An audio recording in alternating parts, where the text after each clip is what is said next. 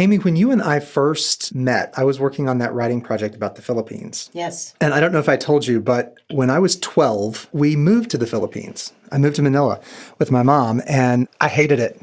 I have to tell you, the first few months I was there, I absolutely hated living there. I did not understand people. I couldn't understand the accents. It was hot. It smelled like fish everywhere you went, or diesel, because Manila was really polluted. But the thing that was most bizarre to me is that people would come up and touch me. They would touch my hair and touch my skin. And I was overweight for a child. And people would come up and just pinch my stomach.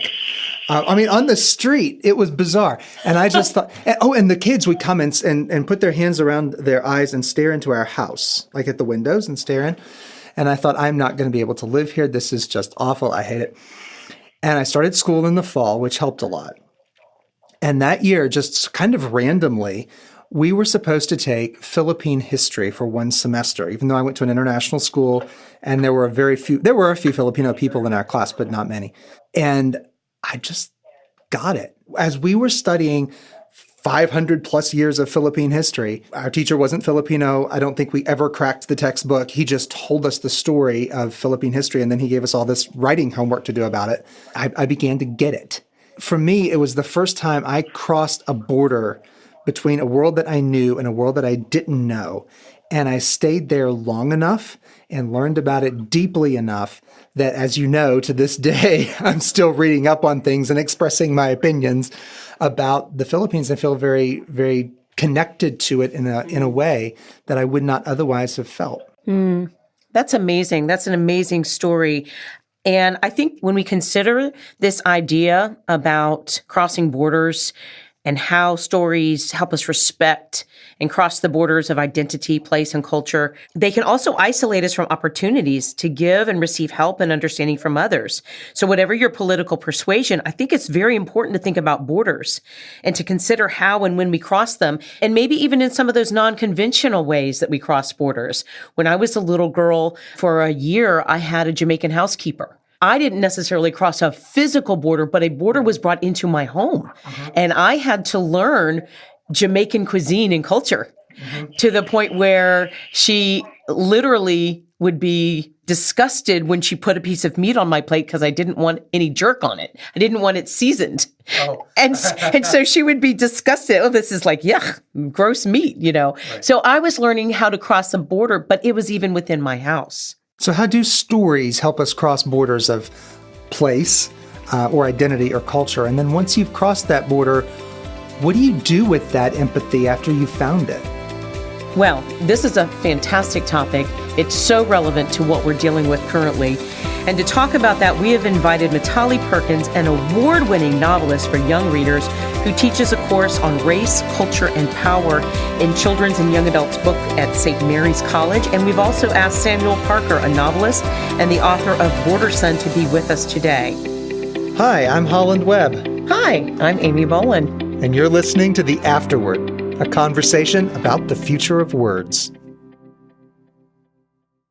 Mitali Perkins has written 12 novels for young readers, including You Bring the Distant Near, which was nominated for a National Book Award, a Walter Award honor book, Rickshaw Girl, which was chosen by the New York Public Library as one of the top 100 books for children in the past 100 years, Bamboo People, the American Library Association's top 10 novels for young adults, and Tiger Boy, which is the winner of the Charlotte Huck Honor Award and the South Asia Book Award. So honestly, Mitali, I'm so excited you could join us. Would you tell us a little bit about yourself? I'm so happy to be with you guys. I am now in California, but I have crossed many a border in my life. I was born in Kolkata, India, which used to be called Calcutta. And my parents were actually refugees from Bangladesh, which is the country neighboring India to the east. It used to be all of India and then became Pakistan and then became Bangladesh. So my parents had to flee during partition and they started life in the city. So I would say the first border that was crossed in my own life was the one from living in the countryside to the city. My parents did that. They were very village people. And then my dad couldn't find a job in Kolkata, so then he moved us to New York City when I was 7, Flushing, Queens, the welcome mat of America. But then in seventh grade, I don't know if you can remember seventh grade. It's the year that everybody barely survives, right? So that was when we moved to California in the middle of the school year, and I started school in a suburb where everybody was born in the USA. Everybody was white, except me. I was the only person with brown skin. And I started in the middle of the year, so it was quite a shock. And that's when I had to really learn to cross borders, because there was that California school, and then at home it was still Village India. So every day I was trying to traverse those two very different worlds back and forth and learning. The good thing about doing that when you're a kid is, as you just shared, Holland, is that you learn cultural fluidity very quickly. So I acquired that early on just to survive. And then ever since then, I've traveled all around the whole world. I lived overseas several times with my husband and go back and forth to India and Bangladesh quite a bit. So I'm very blessed to be able to have lived and traveled in lots of places. Well, thank you for sharing that. And I know right now you're doing an amazing book tour. So I applaud all the borders you're crossing. All the borders of delayed flights and security and all those fun borders. Yeah. That's right. That's right. Speaking of security, Samuel Parker, our other guest, is the author of 3 acclaimed thriller novels, Cold Water, Purgatory Road, and most recently, Border Sun. Library Journal compared his work to that of Stephen King and Dean Koontz. So welcome, Samuel. Tell us a little more about yourself. Well, first of all, I just want to say I'm very honored and humbled to be in such company as Mitali right now. And so I appreciate this opportunity to be part of this conversation. I grew up in Michigan in a small rural town that our population would pretty much double every year during the summer when a lot of workers would come up from Mexico to work in the sugar beet fields and soybean fields. I had a lot of friends that had farms that we would prepare the houses and bring stuff out to the fields for the workers who came in and all their families. I was really young when that happened, so I got exposure to this community that was very mobile and also very different from my experience growing up. It gave me at least a glimpse at a different culture right in my backyard. I traveled a lot growing up. We constantly on road trips all over the country and even down into Central America. Any expertise I might have, which is probably very small, comes from just an observer of places I've been and watching people interact with different cultures. Well, I'm gonna throw the first question to you, if you don't mind, Samuel. There's a very popular book now called Refugee by Ellen Grants. It's a young adult book about 3 kids who are separated by geography and time, but they all are searching for 2 things: escape from a violent government. I think one is in Cuba, one is in Nazi Germany, and one is in Syria, and the other is hope for a better life. So the 2 themes of escape and hope, when we talk about crossing borders, we tie those concepts together. How do stories give us an escape and a hope? That is a huge question. That's like we're looking for a huge answer. Yeah, I'll try my best. Having read that's a great book too that you referenced, and I remember reading it and then having my boys read it because it is such a powerful book. I think every story, in a sense, hopes to have that transformational style in scope, at least. That is an escape for the reader to a different place and a different level of empathy. And then you have to have a sense of the story and the character is reaching for something hopeful. I mean, if it's not, I don't think, a very good story. I heard a priest one time say that there's really only 2 stories. A person comes to town or a person goes on a journey. And all stories can be kind of put in those 2 categories. So going on a journey, you're escaping, you're running away from something, or you're leaving something behind solely for the hope of something better. And whether it's not escaping a violent community or violent past or just the opportunity for something more enlightening, more beneficial to your life. And I think every story, if you really look at it, every good story encapsulates that. I like that. I do. I appreciate that. Coming to town or leaving town. Mm-hmm. Mitali, what do you think? Yeah, coming to town and leaving to town. Leaving town, I've been doing a lot of that. But I guess my life is an exciting story. Faith and hope, definitely. I think what a good story will do is allow us to imagine life in another person's skin.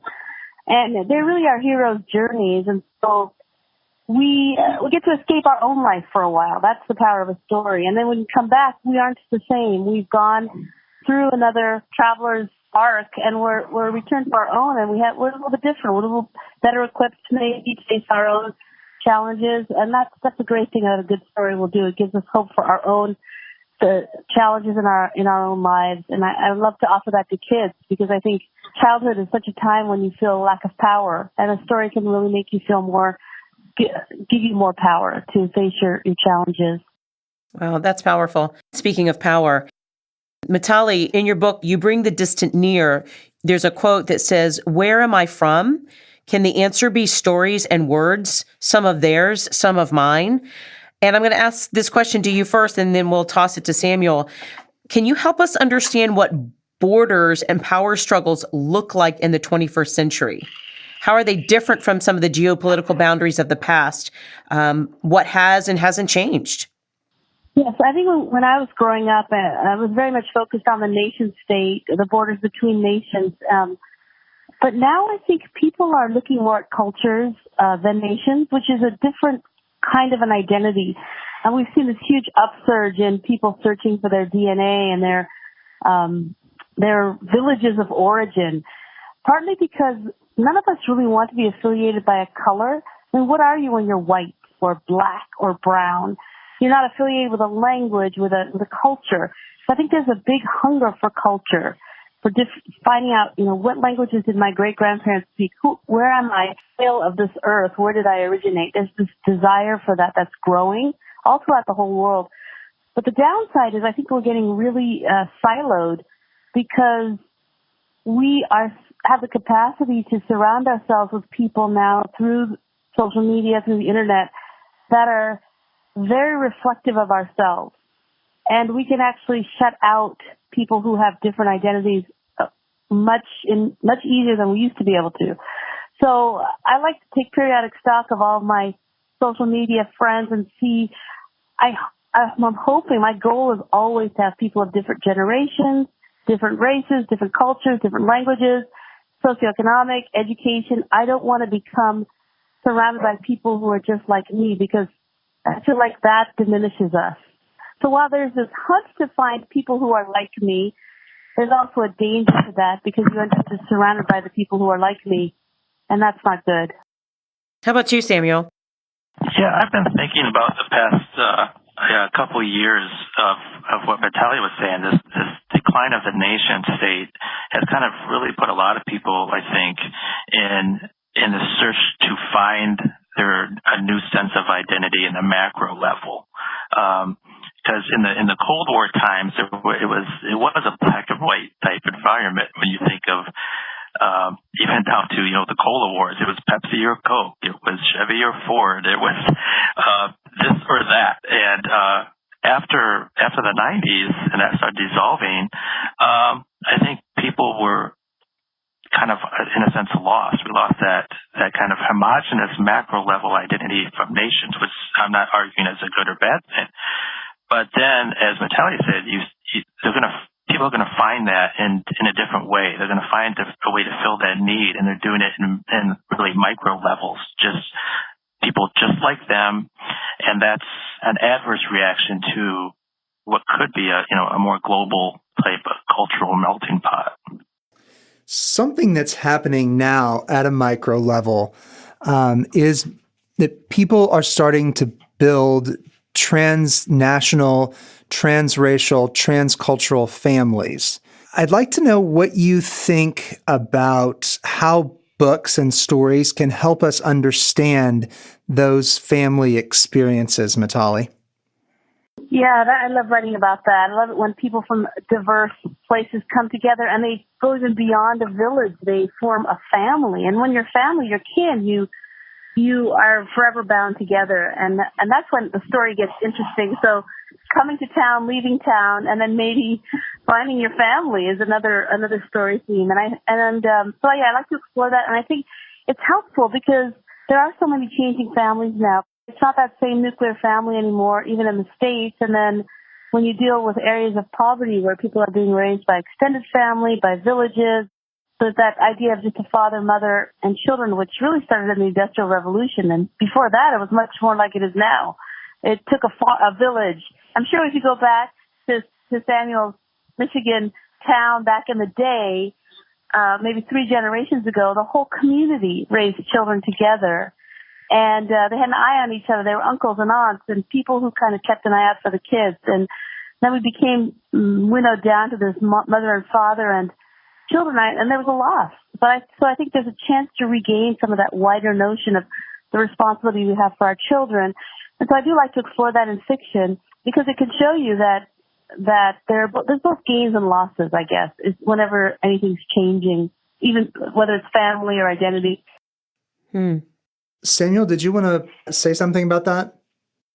Just anecdotally, not in my own family experience, but a lot of friends who have gone and found members of their family around the world, either in Central South America or in Africa, and just their experiences is transformational, to say the least. They come back not only with new members of their family, but also totally changed by their experience. Not only the culture that they are get to be a part of for that time period, but also the culture that they now have to try to keep alive for the new member of their family.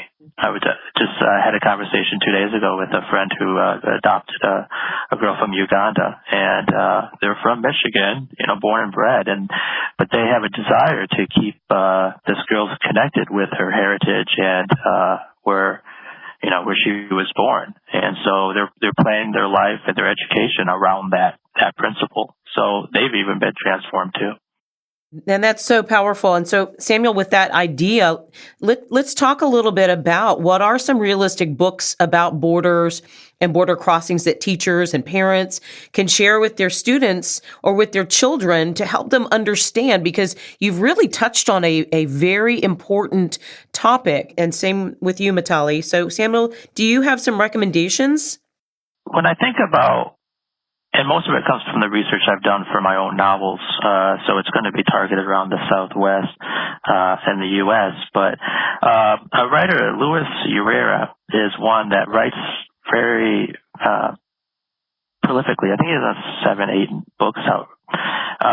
He's got one called The Devil's Highway, which was nominated for the Pulitzer Prize, that talks about 26 men crossing the border through the desert and the journey they went through and why they were doing it to come to America. He's got one called Across the Wire, which I think as many people as possible should read this book. It talks about people who live along that border across from Arizona and California, living in just desperate poverty in basically the junkyards outside of Tijuana. And when you see, especially these stories where people are looking across the wire, looking across the fence, I think it's just an important message to instill in, especially young people, at the very, very basic level, just an empathy for somebody who is observing a lifestyle that they're not part of. So in your book, Border Son, you talk about a character who goes the opposite direction from the books you just mentioned. In your book, the character goes from a life of ease and privilege and crosses a border into poverty and danger. So what prompted you to write this story about crossing a border, going kind of against the flow? What was it you wanted to communicate? Well, on the grand scheme, I wanted to communicate that people should be, it's really easy to sit back and assume a whole group of people are just coming across the border to steal everything, right? To invade or whatever. What I wanted to do was put, a little bit of walking in the shoes. So, flip the script, if you would, to have a Midwestern 40-something man, have to do the reverse. And then when he's there, come back the same way that a lot of people are coming into this country from Mexico. I thought that would be a great way to say, hey, let's walk a mile in your shoes. Well, let's actually have them walk those miles in the shoes and see what comes out in the story. And I just want to, not to belabor the point, but in my research, I actually went down to a small little town, Columbus, New Mexico, which is tiny, and there's a border crossing into Puerto Palomas, Mexico.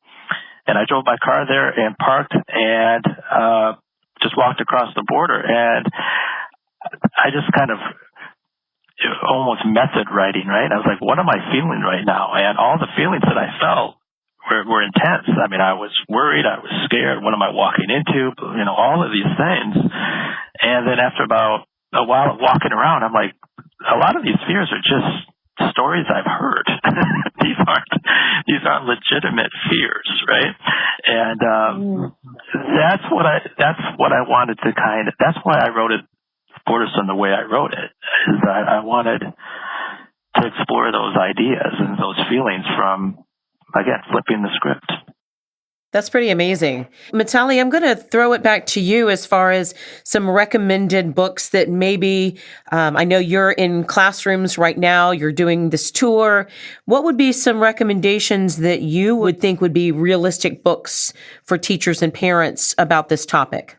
Well, my first recommendation would be to go to the public library, because our librarians are champions of these immigrant stories, and you can find great lists, and I'd be happy to share those with you. For me, it's a little hard to answer that question. It's almost like when people ask me, hey, where do I get good Indian food? I eat my mom's cooking, and so I never go to Indian restaurants. And so when people ask me for books about the immigrant experience, I actually have to cross the border to read a book about a boy growing up in rural Michigan, because that, for me, is a big stretch to imagine that childhood. So I would say go to your the librarians are amazing these days, and the books that are being put, like Refugee and other books like that.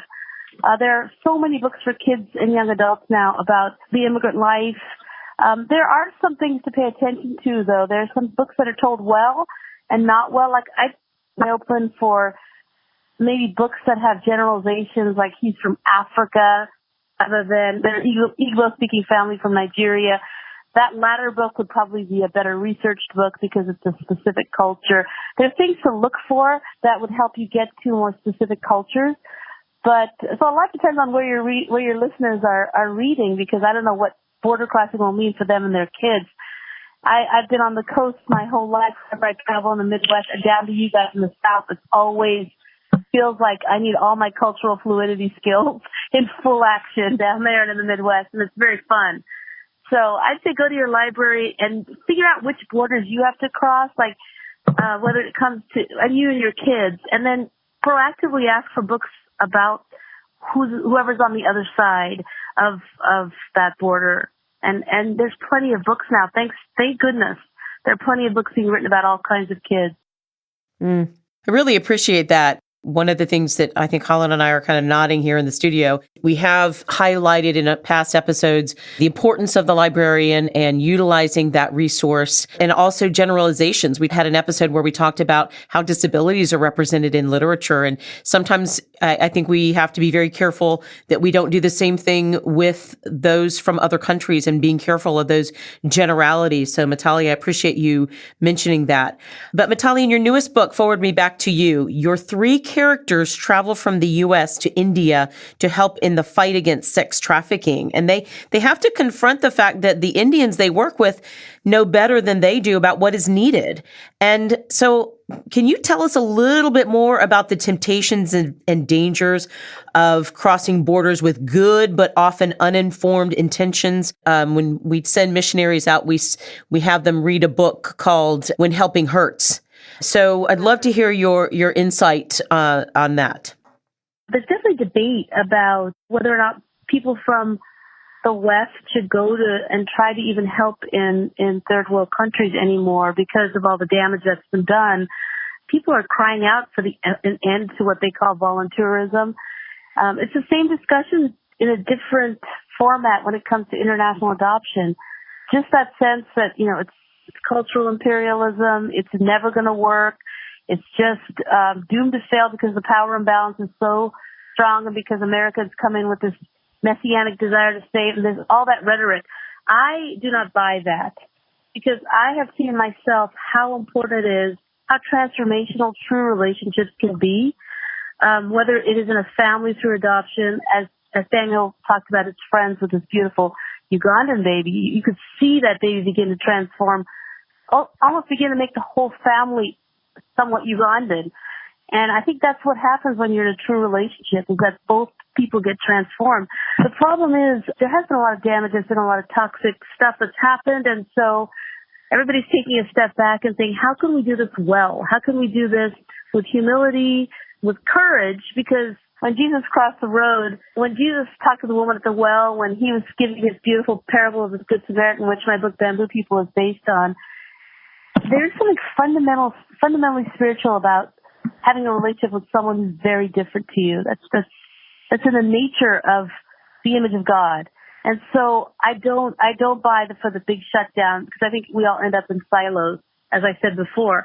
So how do you do it with grace and humility and a sense of receiving and giving? And I heard someone once say that if you're going to cross a border of power, to write a story, you should cross the border yourself and just shut up and hold a bunch of babies over there for a long time before you actually begin to want to write a story. And I think the same is true whenever we cross borders of power to try to help, that we should go over there, hold a bunch of babies, just sit, listen, and find out what's going on actually happening in that culture. There's a lot of learning to be done. But I would not say shut it down. And so in my book, I explore that, how these three teens, and ironically, I had a reviewer say, oh, these teens they can't be just dumb Americans because they're all brown themselves. And I thought, so brown people can't be dumb?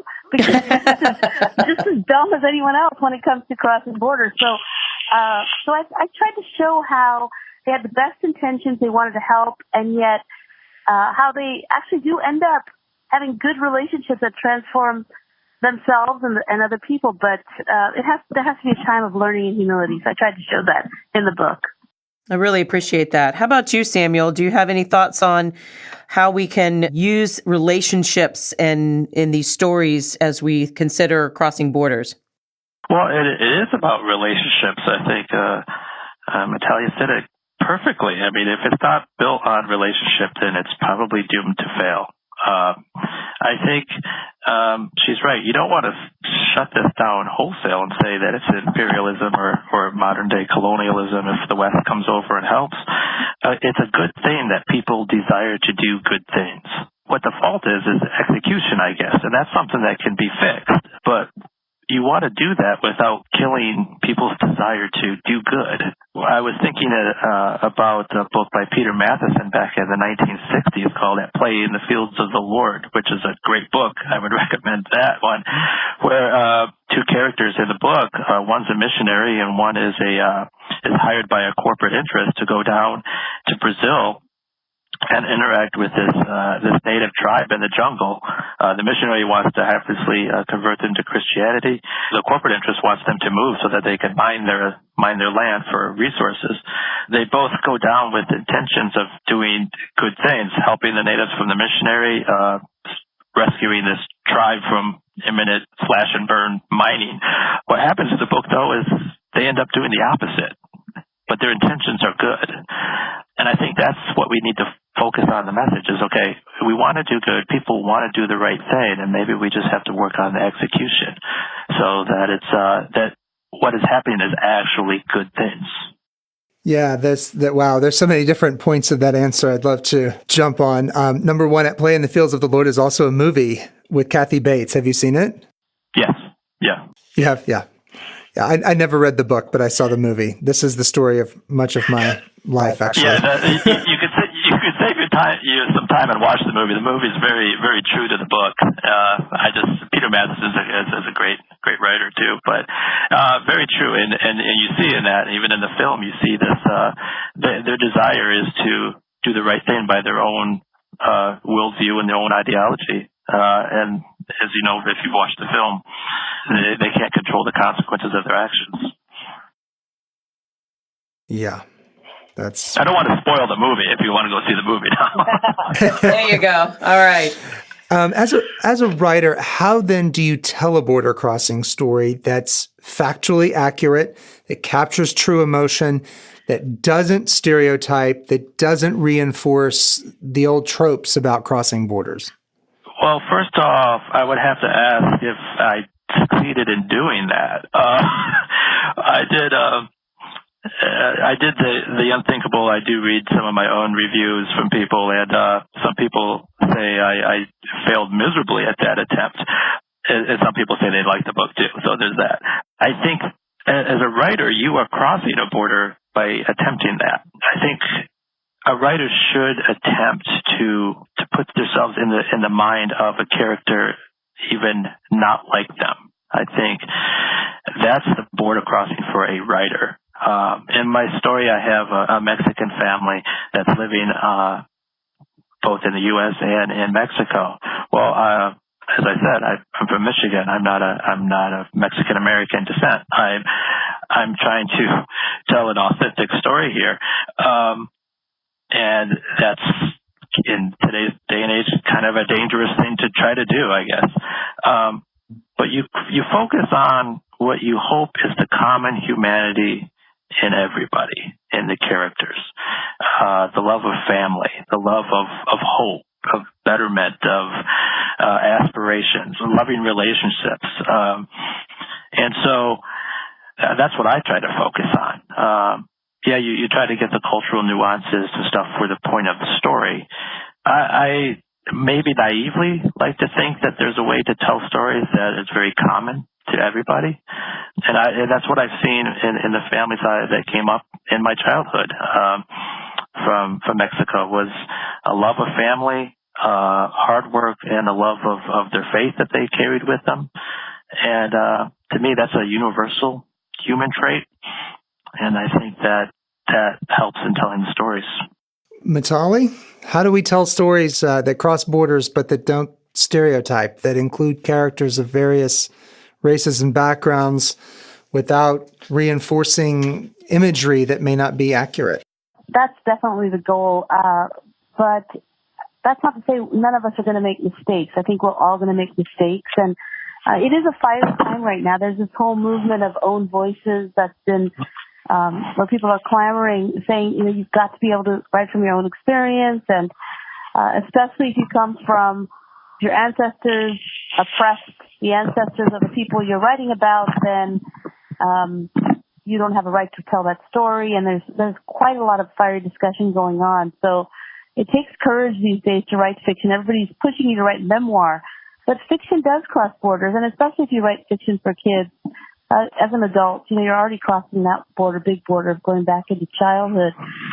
So the way that I try to do it, I do a lot of research, I do a lot of listening, but again, it comes down to relationships. I remember once I was talking about how all my books explore some kind of justice. I was at a school, and that I really do, I can't not write a book about some aspect of privilege or power or injustice or poverty, because I saw so much of that growing up.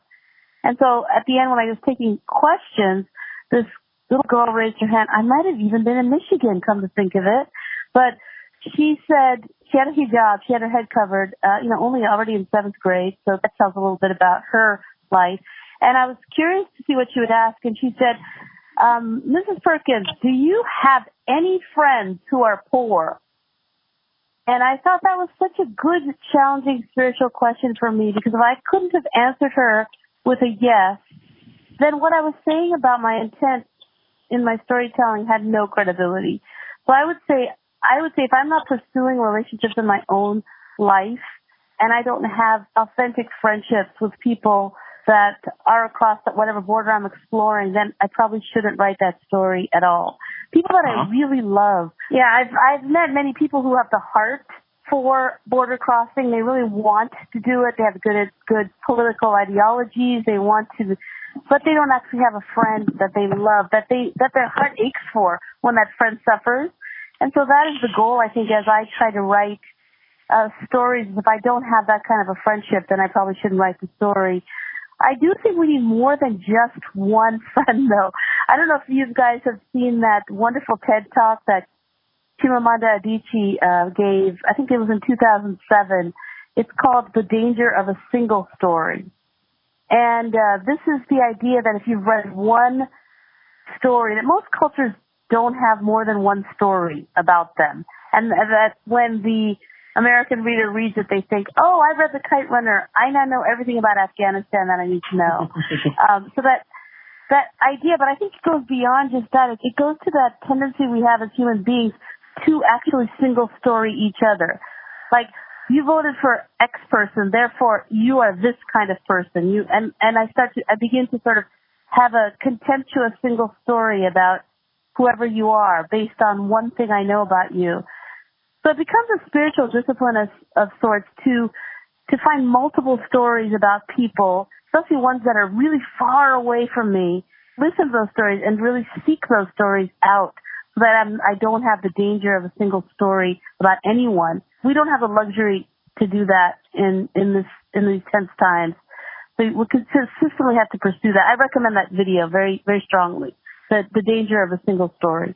I'm just going to run up another flag here. You know, when we talk about stories of people who are far away from me, because of the restructuring of global cultures and economies, you know, a person who lives far away from me may be not all that different from me, actually. And a person who lives very close by might have had a completely different cultural experience. We may speak the same language. We may hold the same citizenship. We may have the same skin color and just have a very, very different experience from each other. It kind of bothers me sometimes that we talk so much about a few borders, you know, geopolitical borders and borders of race, but borders of economics kind of get left out when we talk about crossing borders and helping people understand that maybe the single story they've heard about someone who looks a lot like them but who lives differently isn't so. Am I right? Yes, I really agree with you 100%. I think, for example, my book, Rickshaw Girl, which is an early reader, it's set in Bangladesh. It's about a rickshaw driver's daughter who's trying to find a way to make money, and girls really can't earn money in many parts of Bangladesh. So it got reviewed, and people said, oh, Mitali's tapping into her cultural roots to write the story. And I thought to myself, if they knew anything about Bangladesh, yes, we have the same skin color, my character and myself. Yes, we speak the same language, but she's from a Muslim family. My parents were originally Hindu. My grandparents exploited Muslims. It's as big of a rift as it is between blacks and whites here. And so why do I get a free pass to tell that story because we have the same skin color? I'm from an educated family. She's uneducated. So there's lots of borders that we cross that people don't really pay attention to those as much as they do race and nationality. So, yeah, you're absolutely right. And I think there's all these intersections of our identities. There's so many different parts of our identities that shape us. And so we're always crossing borders. And people, every time we write fiction, we're doing that. And so, yeah, you're right. So whenever I read that review of, I got that free cultural path, I think, little do they know. There's a happy ending to the story, though, because that book, which I wrote, my grandparents fled Bangladesh. My grandfather really did not like Muslim people to the end of his days. It was read by somebody in Bangladesh who loved it, and it's currently, right now, beginning April 11th, it's being made into a film in rural Bangladesh by Bangladeshi Muslims. And so that for me is such an amazing gift, that a story that now finally it's being added into that level of authenticity. It's being received and adapted into a way that'll make it even more authentic. So it's kind of the way a story can travel full circle and build peace. For me, I'll always be so grateful that they wanted to make My Little Rickshaw Girl into a movie all the way back in rural Bangladesh where my grandfather had to flee. That's amazing. That's amazing. Well, that concludes part one of our conversation with Mitali Perkins and Samuel Parker about how stories help us reinforce or cross borders. Join us for part 2 next week. And don't forget to subscribe to the afterwordpodcast.com, like us on iTunes or wherever you get your podcasts. As always, you're welcome to join the conversation at our table.